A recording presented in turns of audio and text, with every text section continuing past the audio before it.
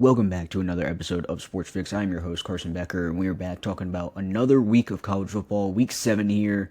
It's been a great season so far. We've had some great games this past weekend as well. We'll get all the way into it in this episode and talk about all the great games, some big upsets here this week as well, and we'll talk about the AP Top 25 as well, all the changes that happened, and I'll get right into it, starting with the AP Top 25. Obviously, Ohio State staying at 1, not a big surprise there. Has the big win over Texas, has been beating everybody else. Beat a pretty good Illinois team, so pretty good for them. They're 6-0, sitting at 1. Miami at 2, not a big surprise there, 5-0. They have some great wins as well. Beat some really good teams. We're on a bye this past weekend, so that's why they're sitting at 5-0 with everybody else sitting at 6. So, great season for Miami. Carson Beck's really been playing really well down there. The transfer from Georgia, so they have a really good team, and I think they're going to continue to win games as they continue to play them. They don't really play too much the rest of the season, so look for them to stay with a pretty good record. They should, at least. Indiana sitting at 3, 6-0, coming off a huge win in Eugene. They beat a good Oregon team. They really took the game to them. They showed a lot on offense. They looked like they knew what they were doing. They looked like they could play with the big dogs in the country, and they really proved it in this game. They looked really good. Mendoza looked really good. Run game looked pretty good. Defense looked very good against Dante Moore, forcing him into 2 picks. I mean, a lot of good play from Indiana, and I will admit that I was wrong in that one. I did think Oregon was going to crush them, and I was wrong. I guess Kurt Signetti can win some big games, so great win for them there. Texas A&M sitting at 4, 6-0, have some great wins on the season, continue to win. Ole Miss, same thing, 6-0, sitting at 5, have some great wins. Alabama beating a pretty good Missouri team on the road, very close game. They really showed some fight there down in Missouri. They had a couple injuries, guys went down, their running back went down, and basically they really couldn't run the ball after that. And so a really good win for Alabama on the road. They're sitting at 5-1. Obviously, the one loss to Florida State, but other than that, they've looked fantastic. Ty Simpson has looked great in every game since that Florida State game. So look for Alabama to continue to be being good this season. They're looking good. Texas Tech sitting at 7. Texas Tech, a very underrated team. Not a lot of people talking about Texas Tech, but they are a very good team, sitting at 6-0, have some great wins, and I think they are definitely the team to beat in the Big 12 for sure. And they're gonna be hard to beat in the Big 12. So look for Texas Tech to continue to keep winning. Oregon sitting at 8. 5-1. Obviously, they coming off the loss to Indiana at home. Didn't look. I mean, they looked good, but they didn't look as good as they probably should. Their offense did not look nearly as good. I think Indiana's defense really came out with a plan and really just kind of confused Oregon's offense, maybe interrupted them, got pressure on Dante Moore. So some things to change there for Oregon, but still sitting in a good spot, 5-1, still in the Big Ten championship spot here. So look for Oregon to bounce back from this one and continue to win some games in the Big Ten. Georgia at 9, coming off a big win in Auburn. Very tough stadium to play. I'll get deep into the details into that game. I had a lot to say about that game, but they get the win. LSU sitting at 10, 5-1. Very good team, LSU. Have a good offense, have a great defense, finally. And I think if they can get that offense going even more, they'll be even harder to beat. So great team there. Tennessee sitting at 11.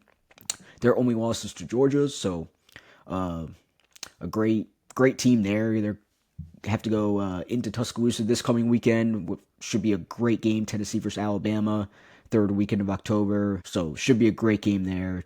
Georgia Tech at 12, 6-0. Still undefeated here. We know they have to play Georgia at the end of the year, so they will have a tough game there. They might play some other teams. I'm not sure exactly on their schedule, but sitting at 6-0, they're looking pretty too.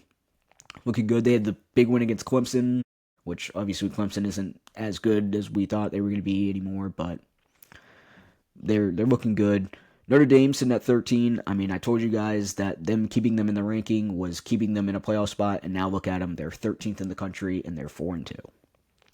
Now, I know, I say it every time I bring it up. They lost to Texas A&M by 1 point, and they lost to whoever else they lost to by like a point. Um, but I just don't get it. You don't see another team up this high at 4-2. You will never see another team this high at 4-2. You won't. Even if they lose to number one and number two, you won't see another team at 4-2 probably. It's just because they're Notre Dame. They don't have to play in a conference championship, which looked like it was going to hurt them, and now it might not hurt them with some of these other teams losing. They could jump right back into the top 10 here. I mean, it's just insane that they've kept them in the playoff. I know the playoff rankings are going to come out and this could change, but I don't see the playoff rankings dropping them to like that far. They're going to keep them ranked. If they're 13th, they're not going to drop into unranked. So, I mean, just keeping them in the playoff race just because they're Notre Dame is just ridiculous. And they're sitting in front of a great Oklahoma team at 5-1, and their only loss is to what, Georgia? Their only or yeah, to Georgia, I think. No, Auburn. I'm not sure who they lost to. I don't remember who they lost to, but they're 5-1. Oklahoma's a great team. Or Oklahoma lost to Texas. Sorry.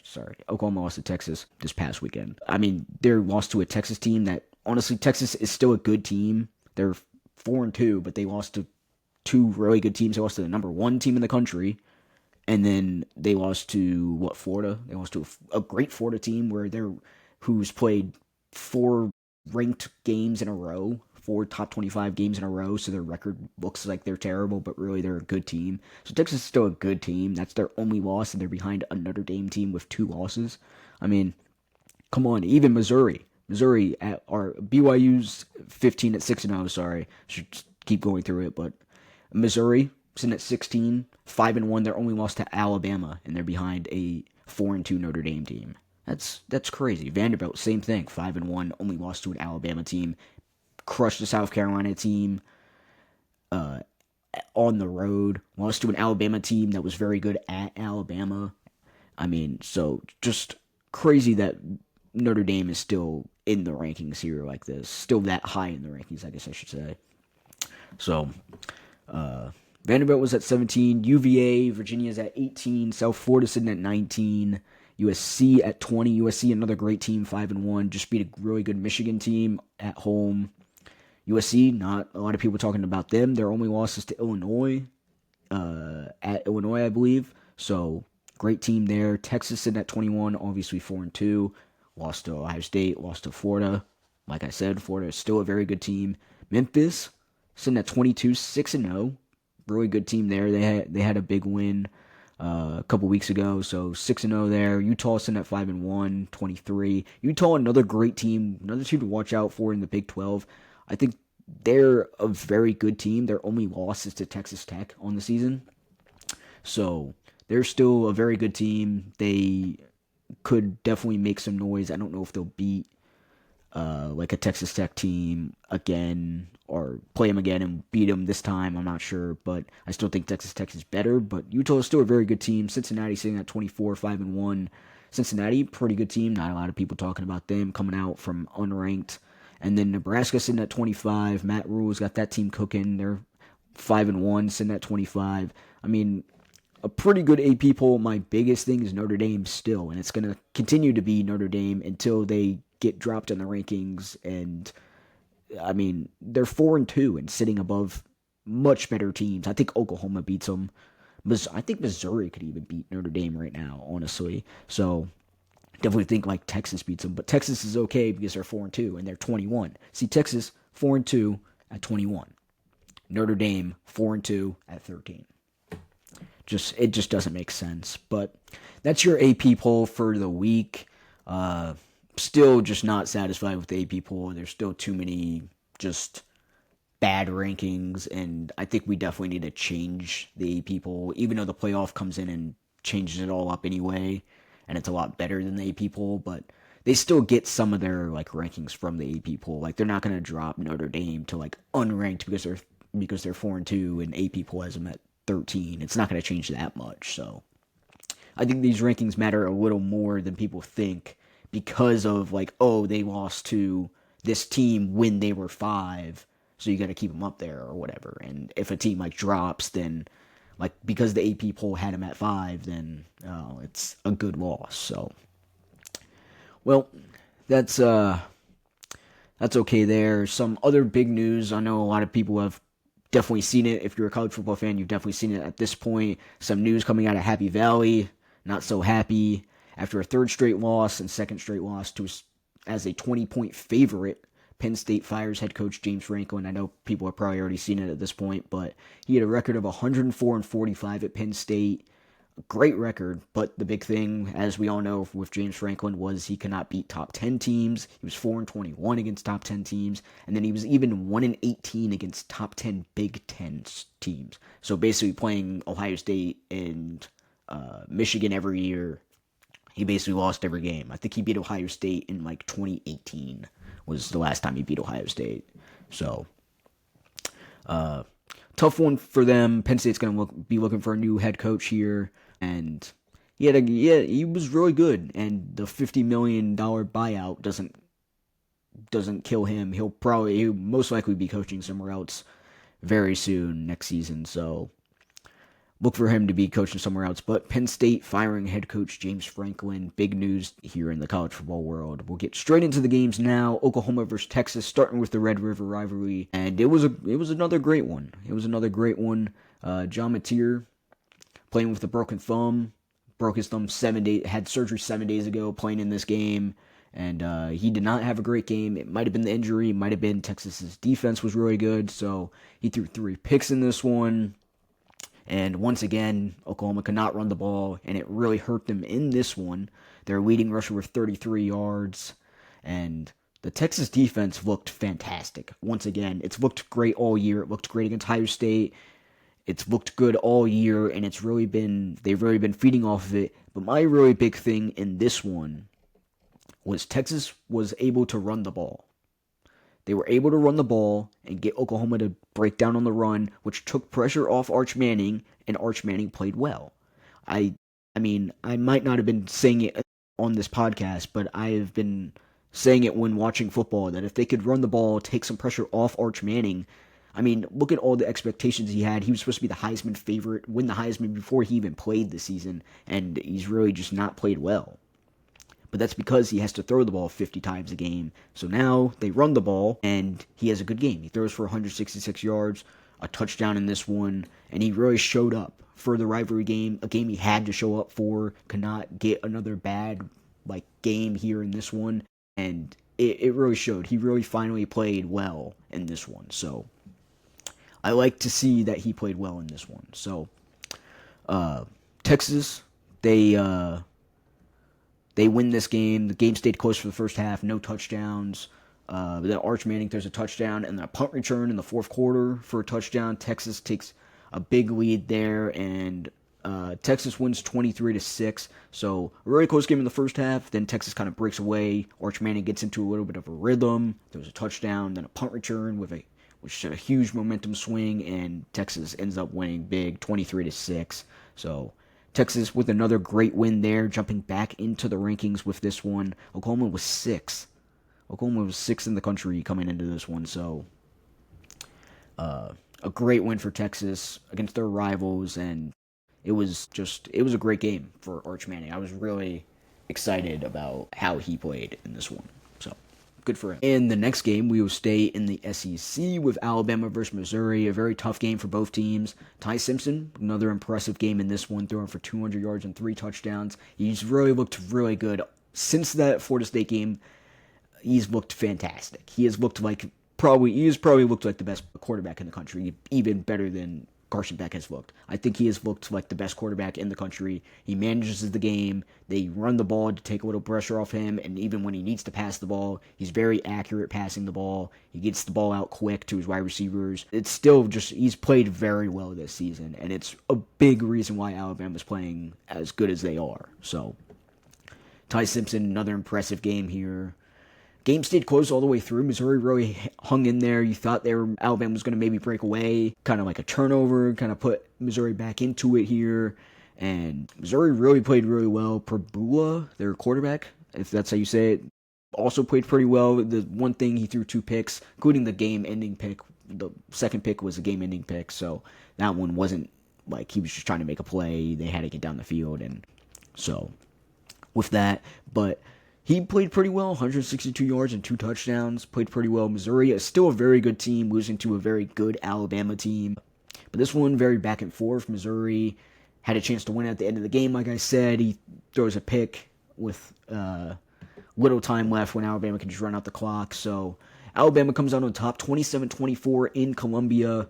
And Alabama, another impressive win, like I said. Ty Simpson, he's second in the Heisman odds right now. I think he should be first, even with Carson Beck being the number 2. He's their second in the country, so that's probably why he's a little higher. Carson Beck has played very well. I'm not going to take anything away from Carson Beck, but I think Ty Simpson, the Georgia game, played fantastic. Then he comes out, Vanderbilt plays a great game.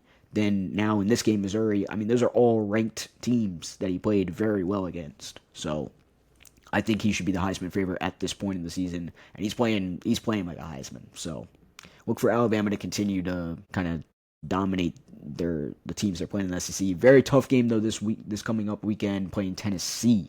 So that should be another great game. So the next game, we'll stay in the SEC with Georgia versus Auburn. I thought this game would be pretty close. It stayed pretty close. It was kind of a low-scoring SEC type of game. So, and I really think, I don't know if everybody has seen or watched this game, but Auburn really kind of got screwed in this one, I will say. And I know you hate to say that when they don't do anything in the second half, but to end the first half changed the whole game. Auburn's up 10-0, ball on the 1-yard line, and from replay, you can clearly tell he passed the goal line. Clearly he passed. All you have to do is get past that front end of the goal line, the very front end of the white line, and there was no doubt in my mind. There shouldn't have been a doubt in anybody's mind that he passed that part of the goal line with full possession of the ball. Full possession. But they call it a fumble, and so Auburn's up 10-0. They call it a fumble, and Georgia gets the ball. Georgia goes down and kicks a field goal at the end of the half to make it 10-3 going into halftime. Then in the second half, it's a completely different game. Completely different game. Georgia scores 20 unanswered points in the second half. Auburn doesn't score the rest of the game. They basically have no offense. They had 50 yards in halfway through the fourth quarter. They had 50 total yards in the second half or something. The fumble completely changed the game. You got Kirby Smart calling timeouts when getting timeouts called back. He's clapping, apparently, telling the refs that the defense was clapping and that's why they're getting false starts or something.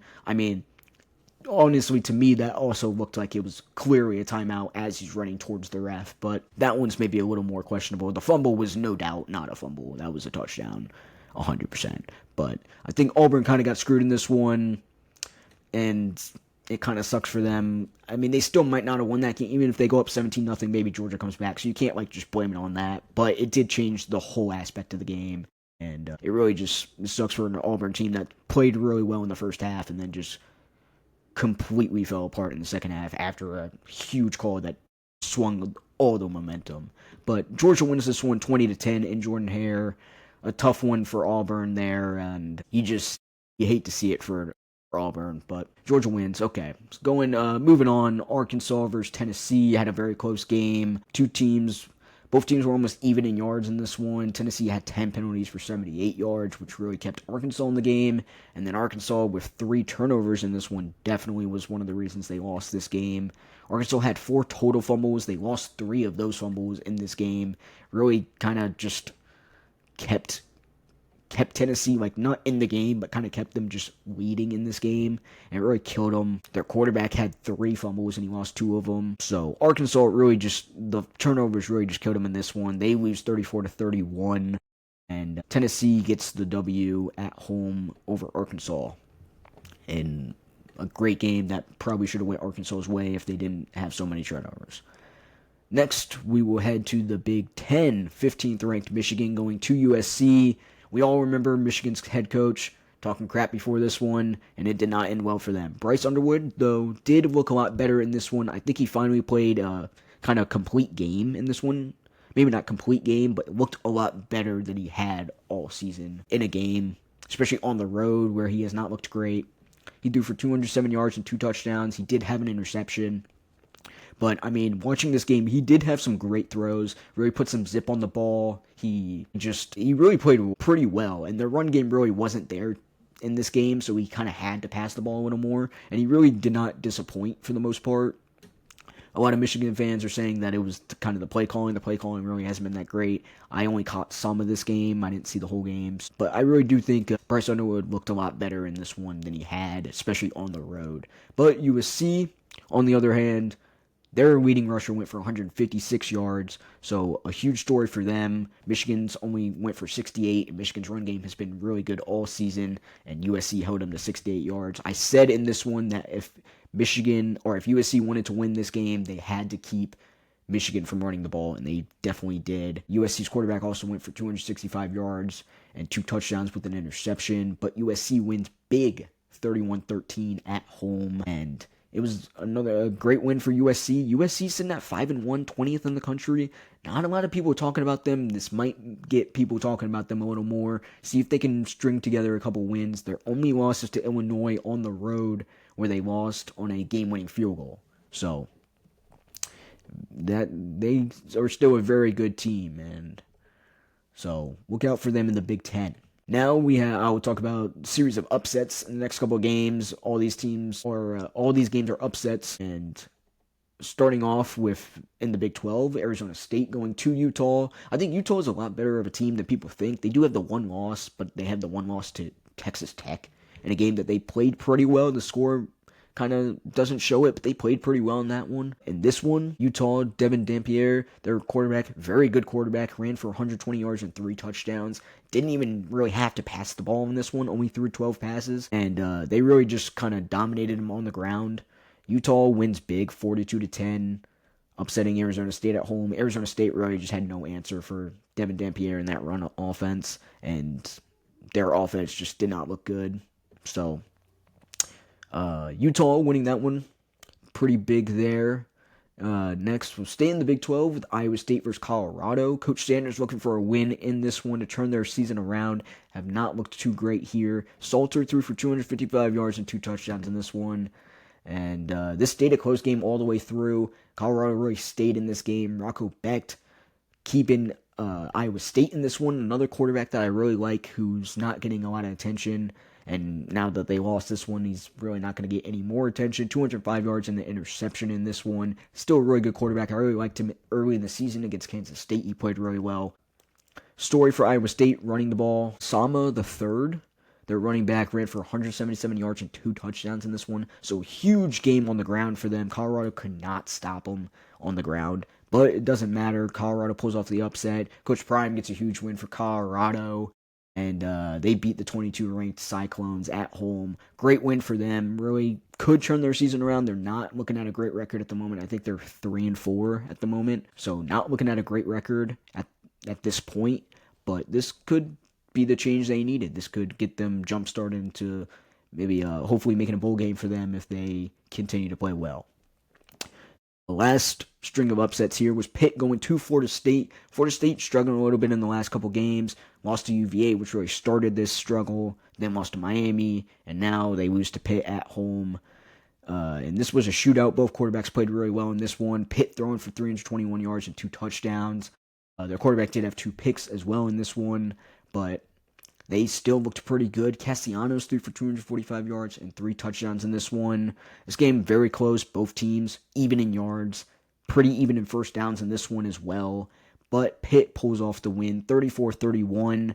And they pull off the big upset. They were 11.5-point underdogs coming into this one. And Florida State was 25th in the country coming into this one. And they lose their 3rd straight loss of the season. And it's really just been downhill since that Alabama game. Since they started playing real good teams, it's just kind of been downhill since that Alabama game. So Florida State struggling in this middle half of the season here. So next, we'll finally talk about the game of the week, Indiana versus Oregon in Eugene. Game day in attendance for this one. You know, you expect a really good game, a top 10 matchup here in the Big Ten. And it was a great game. Surprising to me, though, it was more of a great game for Indiana than Oregon. So I had, if you guys watched the last episode, I had Oregon blowing out Indiana. I thought it wasn't going to be close. Cincinnati wasn't going to get a big win. He doesn't really win the big games, kind of like James Franklin. But they really came out. They took it straight to Oregon's defense. They came out with a plan, and they executed it very well in this one. Mendoza looks great in this one. Indiana, I'm telling you, you thought they were going to kind of play back. They kind of like just don't really take a ton of chances, kind of take chances when they can. But he came out passing the ball. They passed the ball really well. They ran the ball pretty well. Their defense played fantastic in this one, holding Oregon to 20 points. A very good Oregon offense to only 20. So Indiana really looked good in this one. Dante Moore also looked good, but he did throw 2 picks, which definitely did not help them out at all. Indiana's defense seemed to overwhelm Oregon's offense. Dante Moore had a lot of pressure on him, which he's not used to seeing. Their high-powered offense could not get vertical, could not get the deep ball going at all. In this one, Indiana's defense really took it all away. And this game, it was pretty close for the most part. It was Indiana winning 30-20 in this one, and they finally they get the big win. They get the big win that people wanted them to get. They're now 3rd in the country in the AP poll, and after sitting at 7, I think they now should be at 3. I think that's a good move for them, but they definitely proved that they can play with the good teams in the country in this one. So Oregon look to bounce back. They're still sitting at 8. They're still sitting at 8. Their only loss, obviously, to Indiana at this point. They do have a couple of tough teams to play the rest of the season, and Indiana does as well. So we'll see how those 2 teams do. 2 Big Ten teams fighting for maybe that second spot in the Big Ten with Ohio State, if Ohio State continues to win. But Big Ten, they got 3 pretty good teams sitting there for fighting for the Big Ten championship at this point. So that is all the games I will talk about in this episode of Sports-Fixx. We had some great games this past weekend, a couple of upsets that I talked about, some other great games this weekend, and this coming weekend there should be some great games as well, so watch out for that. I will talk about that in the next episode on Thursday, right before the weekend. And I will be in Tuscaloosa for the Alabama-Tennessee game. Should be a great game. 3rd weekend of October. Should be a great game. There should be some other great games this weekend too. So watch out for all the great games. Thank you for watching this episode of Sports-Fixx. I am your host, Carson Becker, and I will see you next time.